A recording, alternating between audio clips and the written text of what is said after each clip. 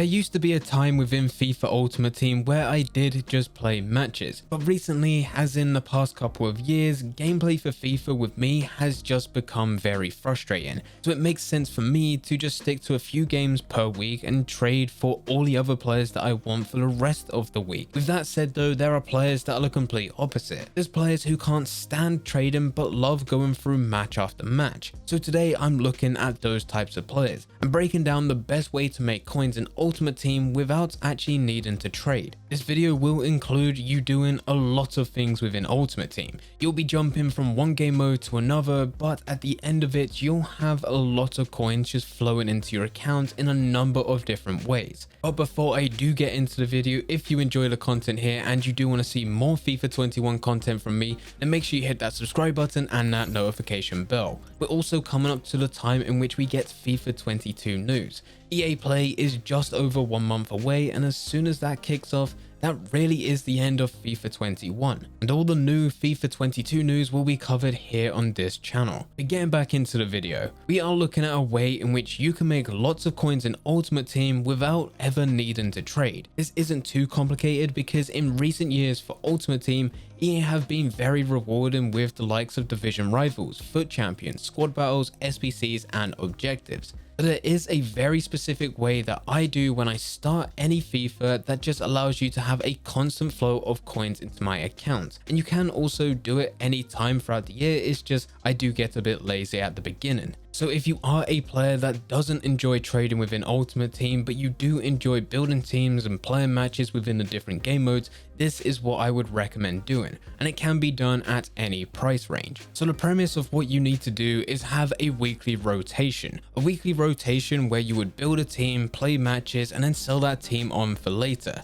And preferably you'll sell that team on for profit. So the first step is buying a team. For the sake of this video, I have used a very cheap team in Ultimate Team. There's no special cards, no one high rated, just rare gold Premier League players. All having a rating anywhere between 75 going all the way up to 81, which was my highest rated player. But you don't just want to go onto the transfer market and buy any type of player and then just store them into your club. There is a specific way that we're going to be finding these types of players. We're going to be trying to bid on them so that we get them lower than their lowest buy now, and then we're also going to be sniping. And as we're not instantly selling these players on, this isn't trading. We are simply just trying to build a team here. As I was just going for any cheap Premier League team and I didn't have to worry about chemistry as they're all from the exact same league, I did just go through each position, set it as rare gold and the league as Premier League, and look for the cheapest ones on the market. Instead of just using an instant buy now for me to buy whatever was listed, I actually took a couple hundred coins away and set that as my max bid price. I would then look for any player that's below that bid price and then just bid on those players. I didn't win them every single time, but the players that I did win was stored to my club. Another way that you can do this is by sniping. You could do the exact same thing, look for a certain position, set the quality to rare gold and then the league, and in this case it was the Premier League, find the lowest buy now, take a couple hundred coins away, and then use this as a sniping parameter. Set the max bid to 50 million, hold left on your controller and keep searching and pressing A or X depending what console you're on. Eventually, a player that fits those requirements will be listed on the market, in which you need to be quick to buy that player and then go and store them to your club yet again. If there is a specific player that you're really wanting or you need for your team for chemistry, then you could still look at that specific player. It's no longer about setting the quality to gold and then the league and position. You just type the name in on that player, find that lowest buy now, take a couple hundred coins away, and then use this as a sniping parameter. Normally when building teams, as you do only need 11 players, it really doesn't take too long. This team that you're now seeing on screen took me 20 minutes to put together, and all these players were bought below market value. If you're looking to go for a much more expensive team with high rated golds, different types of special cards, then it will take slightly longer, but you should realistically still be get it done within about an hour, unless you're going for the crazy icons like Pele, Ronaldo, Ronaldinho,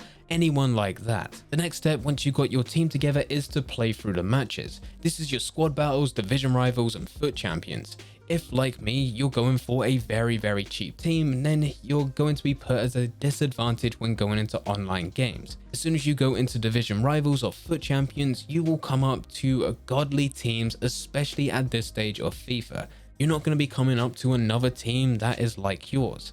It's going to be extremely rare for you to come up to a team that's going to be just cheap gold players. Instead, you're going to be coming up to team of the years, team of the seasons, high rated icons, different types of team of the week cards. It's going to be absolutely insane of what you're going to be coming up against. But if you are a good player in Ultimate Team, these are actually pretty easy to deal with. Even me, and I'm not a good player in Ultimate Team, I managed to get a few wins, and I do believe I even managed to make someone rage where they broke their controller. The reason I think this is because as soon as I scored, it took some time for them to have kickoff, and when they did finally kick off, the players were just all going diagonally. So I assumed that they broke their analog. So even if you are a bad player like me, there's still a chance that you can get some wins with the games that you play. If you have bought into an expensive team, then you don't really need to worry about this. It'll just be an even match across the board. If you really feel like you're not a good player in Ultimate Team, that's still perfectly fine. You could always go into squad battles where you select the difficulty, and this is also something that I did. I played these matches for a few hours and did get a couple games for online and also into squad battles under my belt. Once I was done, this is when we sell the team on. I was happy with what I did. I played enough matches, I got to gold 3 within squad battles, and I did play 2 games online, which will be giving me some rewards at the end of the week. Now it is time to sell those players. I check the lowest buy nows for each player and then list them on the market. Because we did all the work at the beginning where you was able to get these players a lot lower compared to their lowest buy now, either by bidding on them or sniping them, you're able to make profit here as well. And as they are rare gold players, if you list them for 1 hour and they are joint with the cheapest on the market, they should sell very quickly. This is all you really need to do for you to maximize coins when playing matches within Ultimate Team and building teams. For every game that you play, you'll get anywhere between 400 to 900 coins. This can also increase if you have any coin bonuses which you can get from your seasonal rewards. Speaking of seasonal rewards, you can also go for your objectives. Because of how many objectives there are within Ultimate Team, chances are as soon as you finish a game, without even looking at the current objectives that are available, you will most likely finish something. And this could give you coins, free packs, XP, or even players. All of this benefits you in one way or another. Once you're done with playing the matches, you'll also get coins from selling players. Now I can't tell you exactly how many coins you're going to be making because it does depend on how good of deals you managed to get at the beginning when you first built the team. There were some players where I did only just make about 40 coins profit after I sold them and after EA tax. But there was other players where I managed to buy for 750 coins, sold them for around 1,700 coins. Some players such as Mason Mount I bought for 1,000 coins, sold him for 2,000 coins plus. All of this is coins going into my account on top of all the coins that I managed to get from the objectives and also the matches that I played. And then finally, the last way that you're getting coins is from your weekly rewards once they do finally pay out. Squad battles, division rivals, and FUT champions all have different reward days. This is where you'll be getting loads of different players and loads of different coins all added to your account, and this is just profit. There is no aspect of this where you're not making coins. I did this with a very cheap team as an example, but this can be done with more expensive players. In trading methods before, I have shown you exactly how to get certain players for cheap, no matter what type of special card they are. We've looked at team of the seasons, team of the weeks, icons, high rated rare gold players, and the list just carries on going on. As long as you get these players cheaper than the lowest buy now before you put them in the team, then you're always going to be making profit. And this isn't hard. This isn't complicated trading. This is just simply building a team. You could do this by sniping or bidding on players. And I know what you're going to be saying. It seems like a lot of hassle for you to be able to build a team just for you to play with it, just for you to sell all those players on. This is a good thing, especially at this stage in FIFA. We're coming towards the end of FIFA 21. FIFA 22 news is releasing in just over 1 month at the time of recording this video. For a lot of players, they like to take the time to play with cards that they've never played with before, build teams unlike anything that they've ever used within FIFA 21. But you do not want to be doing this every single week at a loss. This is a great way to play Ultimate Team because you get to try loads of different versions of card, play with loads of different teams, but you'll always be making profit with the matches, objective, rewards, and selling the team on for a price much higher than what you paid for. For this video, I did just spend 2 days building a team, playing the matches, and then selling that team on. But in a real world example, you wouldn't do it this quickly. You would actually have a 1 week rotation. You'll start on Monday, build the team that you want to build, whether it be cheap or something slightly more expensive.